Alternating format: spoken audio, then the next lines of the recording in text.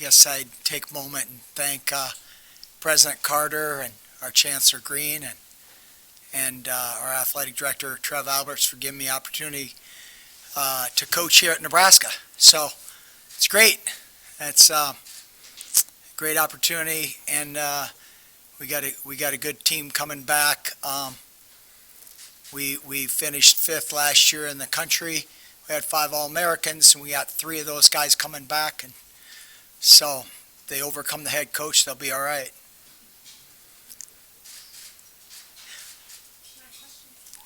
Coach, those numbers you just ran off.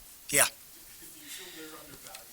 Like number 5 in the country, sitting here in the middle of Lincoln, Nebraska, 5 All-Americans. That's a heck of a organization. Yeah, well, I think, the last 4 years, facts don't lie, the wrestling is the third most viewership in the Big Ten Network behind football, men's basketball. So wrestling is a pretty big deal in the Big Ten, right?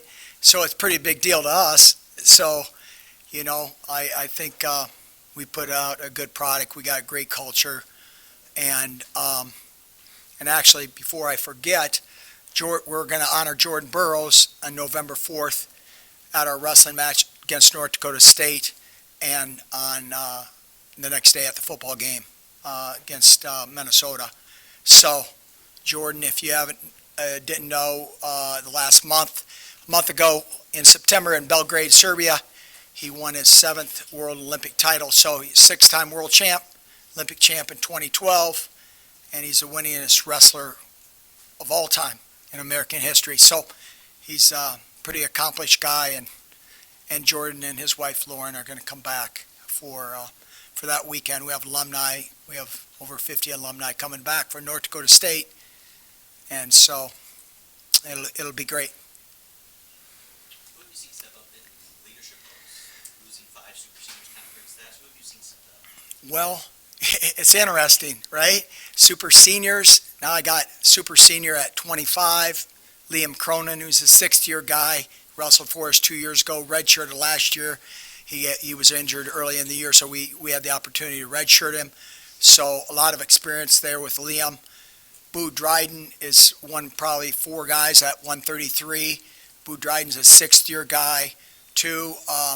So he's seen it all. Kyle Berwick transferred in from Wisconsin. At 133, we have our starter back, Dom Serrano, and Alex Thompson. So we have a lot of competition at 133. We have a young man, Brock Hardy, who's probably no one knows of, but he was one of the top recruits about 4 years ago. Went on his Mormon mission for 2 years, came back during COVID. That was a nothing year. Redshirted last year behind C.J. Redd and a 22-year-old freshman. And he's really good. He's really good. So we have guys like that. I think that a lot of people haven't. Every team might have that same scenario, but I think Brock's a little bit different. But with Ridge Lovett coming back, Peyton Robb coming back, and Mikey Lavarola, those 3 guys, that core of guys are pretty stout. Peyton has 2 years left. Ridge has 2 years left, and Mikey is a senior next year. So at heavyweight, we're going to have Cale Davidson. He's a 6th-year guy, so a lot of experience.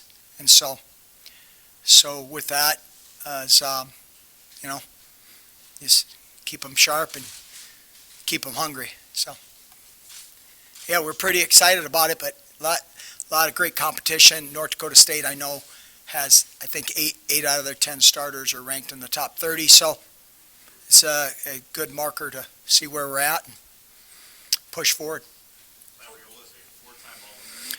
Yes. Seems like he's been here a while. Yeah. What do you do to get his game to go to the next level? Or how do you continue to challenge a guy that has spent so much time in wrestling? Yeah,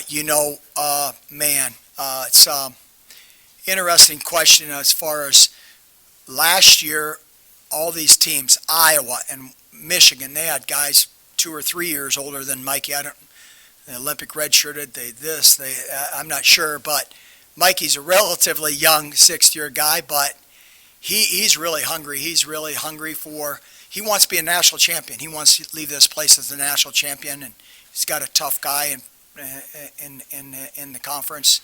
Carter Shirachi is a two-time national champ in front of him. So he's got a tall task in front of him, but he's really hungry for that challenge, and he's really looking forward to it. So I think that drives people, just people that are, you might not be ranked, Peyton Robb, we think he's best 157, but I think he's ranked third or fourth. I don't look at rankings much. So it's in wrestling, you decide on the mat. So, you could be ranked ninth in the country and win a national title. So, that's a great part of it. There's a lot of intangibles, like in any sport, and we really try to focus on the intangibles and separate ourselves from other teams. And so we have a great group of kids that just buy into that, and we got good culture, and we've recruited well, and we're pretty fortunate that way. Coach, what is it you mentioned some of those teams, Michigan, Iowa, Minnesota, Yeah. guys. To be Penn State. successful in Penn State. To be successful in the Big Ten wrestling, what does it take? Well, you got to have tough guys and guys that are very resilient, because it's every week, right? Is that volleyball? I'm knowing John's doing, Mickey is dealing with the same. You have to have mentally tough guys, and that mentally toughness is about being consistent.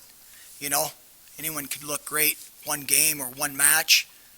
It's about being consistent each and every day. So we really challenge our guys in the room to give that effort, have that mentality, and then just grow with the mentality, right? And so easier said than done. It's a constant battle, just keeping guys thinking next level, not down here, not in kindergarten level. You got to be thinking higher level. And so, it's a fun challenge, but it's always out there. Penn State's won 9 out of 11 national titles. All right, there. It's puts Nick Saban in the back seat, right? That's big. So when you go into their place and you're in a battle. You go to Iowa, Carver Hawkeye is 15,000. They sell out every match, 15,000. So it's a big deal to them. We go there this year, so we can't wait to go there. So it's looking forward to that. Getting back to Jordan Burroughs real quick, the fact that he's already reached the pinnacle of this sport, keeps coming back for more. I mean, what does that say about him character-wise? He's amazing. He's a pro in every instance. He's the most popular wrestler in the world. I mean, he wrestled an Iranian wrestler. I was there in Belgrade. He wrestled an Iranian guy. The Iranians were cheering for Jordan. They just love him. The world loves him, because there's just the spirit that he competes with, how he carries himself, his integrity, his character. And they've seen Jordan lose a few times, but mainly it's all about winning and coming from behind and pulling matches out. And, that's what people respect, that he's a tremendous competitor. And he just carries himself with he's humble and carries himself with great respect for other people. The fact that he's a few years removed from Nebraska now. Yeah. Do you think he still provides motivation to your current team at all? Oh, yeah, absolutely. So we did a thing with our alumni and reached out to alumni. Our alumni wrote some of the guys on our team. And so we just paired them up with different alumni around there, around the country, and different occupations, and kind of matched our guys up with them and personality-wise. And oh yeah, he stays well connected to the team. Texts a lot of our guys on some fantasy football teams. They were talking about it before practice this morning. So oh yeah, he stayed very connected to our program, and he really has a great effect. Loves the Huskers, loves all the sports, talks about Husker football all the time, and oh yeah. How have you seen some of the freshmen like Cameron Graham adjusting to a collegiate wrestling room now? Hard. It's tough. It's guys like Logan Valador, young man from California, and Cameron Graham, and those guys. Hayden Mills, young man from Kansas. They're doing really well. Jacob Van D. So a new rule for NCAA wrestling in our sport is they can compete 5 times. Freshmen can compete 5 times without affecting their eligibility. So we're going to take some freshmen. I know early on we have our first match November 4th, and then we're not home again until January. And so we're gonna be out east in November 12th and November 19th, and we're going to take some freshmen out to get them see what they're all about, right? So it's tough as a freshman in a college room. You know, people are bigger, stronger, and all your moves don't work, and then you start doubting yourself. So it's renewing your whole, golly, I'm not good, and so it's not an easy transition, but they're figuring it out, and people have before, and it's not easy though. They need some pats on the back, right? Have you seen a different version of Ridge this offseason after that run on the national title? You know, one thing with Ridge Levitt, he's very even keel. He's just he knows there's more out there for him, and he's still hungry and very motivated. And our guys had a great off season, and Ridge was one of those guys that really put a lot of work in, a lot of time. So yeah, it's really good. Excited. Yeah. Anything else, Coach? What are you hoping to see from Antrell this year? Antrell Taylor, man, another guy who's really figuring out lately, the last 2 weeks. Millard South product. He's going